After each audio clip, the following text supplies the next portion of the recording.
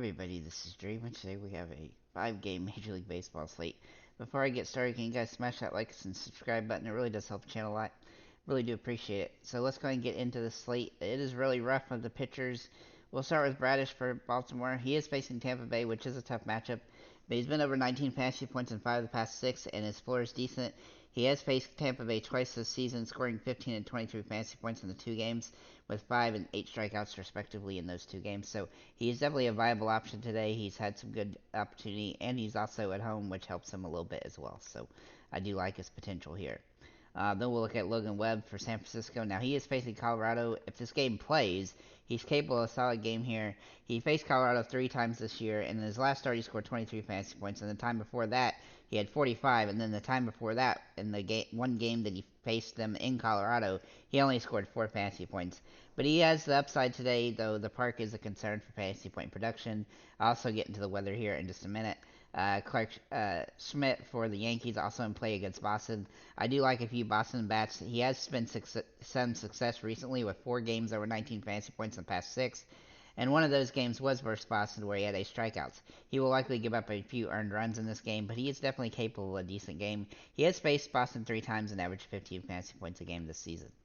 Uh, as for the weather, the San Francisco Giants Colorado game has a big risk of delay and postponement, so we're going to have to hopefully find out about that before the slate locks, as it is the last game on the slate.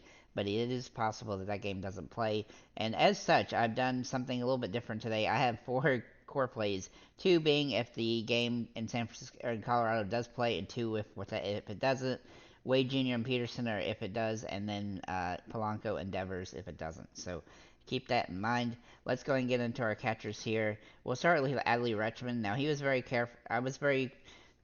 I took a lot of consideration to maybe use him as a core play, but I kind of resisted today just because he hasn't hit the ball particularly well recently. But he does draw some good home run metrics for this game and has some nice upside in this matchup. So I do think he's a viable option. He's also been getting some decent hits, even with home runs and stuff. But he does need to hit a home run to pay off with this price point. If the game, then we'll look at Austin Wells for the Yankees. Now he's only played in a couple games so far this season, and he hasn't had too many big games. But he's had he's had 2 games where he scored decent fantasy points. He is capable of a decent game here. Being in the 7th game, he'll have or potentially 8th game. You do want to make sure he starts, but he does draw good metrics for this matchup, and so I think he's a viable option here for kind of a Hail Mary approach. And then Patrick Bailey, if this game plays, he'll be a guy that I would consider playing in Colorado. He has some nice upside. In his 5 games versus Colorado this season, he scored 7.2 fantasy points a game. Obviously, he doesn't play every game, but he is capable of a good game here and has some low-end home run upside as well.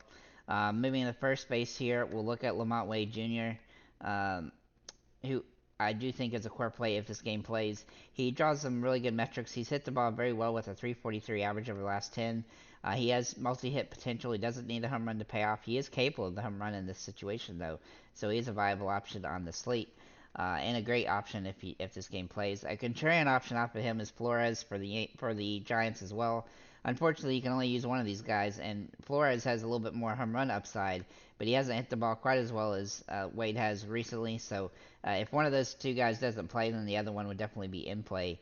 Then we'll look at Kirilloff from Minnesota. Now, Minnesota is a very sneaky, stackable team today, especially with their prices being relatively good. He has a really good matchup here and has nice upside in this game.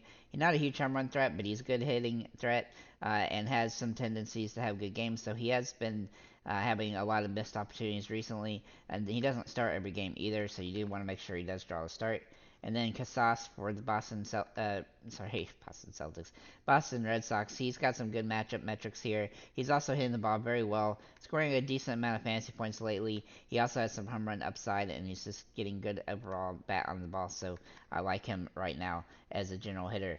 Estrada at second base is in play. If he does draw the start, if this game plays, he'll be somebody to consider, as he has some good metrics for this game. He hasn't hit the ball particularly well, but he still manages to score fantasy points in bunches at times. Even without home runs, he has multi-hit potential.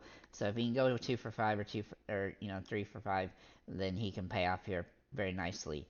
Polanco is a core play for Minnesota here. Now, this is going to be another situation where you're going to have 2 guys at the same position that can only play second base.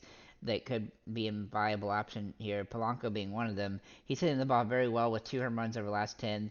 I really do like his upside today, and he's priced pretty fairly, and it really helps Minnesota be a good stack. But you could also go with Julian from Minnesota as a contrarian option. He hasn't hit the ball particularly well recently, but he's been pretty good on the season, and he does draw some home run upside. He did hit a home run the other day, and he does draw good fantasy point potential, especially at this price, which gives him some upside on the slate. Maybe in the third base, we'll look at Devers, who is a core play. Now, Devers has hit the ball very well recently with a 317 average over the last 10 games. He finally got a home run 2 games ago, and he looks like he's going to after taking off yesterday, he looks like the nightcap game yesterday, he should be a good viable option today with home run potential. So I do like his upside, and he's got good, metrics for this game. Then we'll look at J.D. Davis for San Francisco. He's hitting the ball very well with 3 home runs over the last 10 games. He does have home run metrics today, especially in Colorado, and he's had some really big games recently, so I think he's got multi-hit potential as well. Then we'll look at Gunnar Henderson, who can play third base or shortstop, and he is pretty expensive today, but he's averaging over 12 fantasy points a game over the last 10, and he has good multi-hit potential. He also has home run potential, and he's hitting the ball very well right now, so he's somebody to consider at this position. And then kind of overpriced guy is Royce Lewis for Minnesota. Now he is very pricey, but he's averaging over 12 fantasy points a game for the last 10.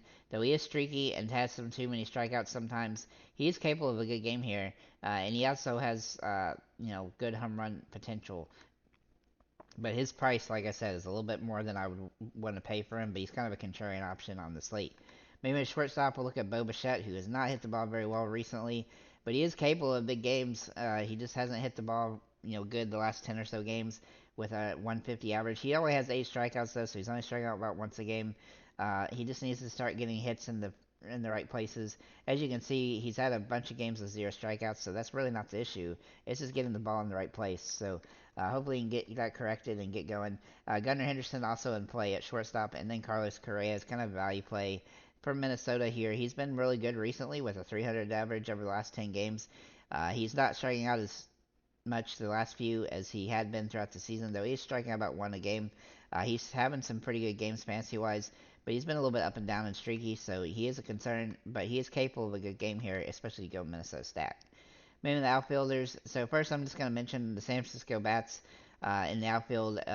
Yaz, Haniger, and Jock Peterson are all in play today. Now Peterson obviously is a core play for me as he's hitting the ball pretty well throughout the season so far. In the few games he's played, uh, and well, sorry, not the few games he's played 100 games, but in the recent few games he's played, he's had some really good fantasy point games even without home runs.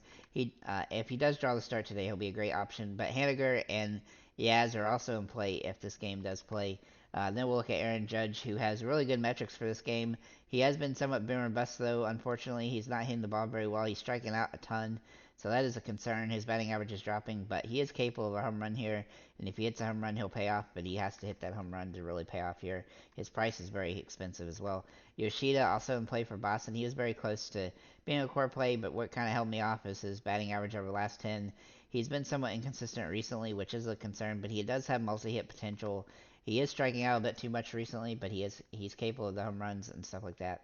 Then Kepler from Minnesota is a great option on the slate. He's a little bit underpriced for what he typically has the opportunity to do, as he does draw good home run metrics here. He is managing to score fantasy points in different ways, which definitely helps, and he does draw good fantasy point potential, especially with Minnesota looking like a team that's very stackable and should score a decent amount of runs. Verdugo also in play for Boston. He's hit the ball inconsistent throughout the year. He does have some home run upside, but not a ton. His price is a little bit high for what I like, but he is a contrarian option on the slate. Then Wallner from Minnesota is a very cheap value play, kind of a home runner best guy today. He hasn't hit the ball very well, but he does draw some good potential. He did hit a home run yesterday, which gives him some upside as well. Eloy Jimenez is a Hail Mary play, as he's kind of a boomer bust guy right now. He hasn't hit the ball very well recently, but he did hit a home run 2 games ago, and he does have some low end multi hit potential in this situation. Giancarlo Stanton is in play as a Hail Mary option. He is a complete boomer bust, just home run or get a bunch of strikeouts. If he hits a home run, he'll pay off. If he doesn't, he won't. And that's really how he goes.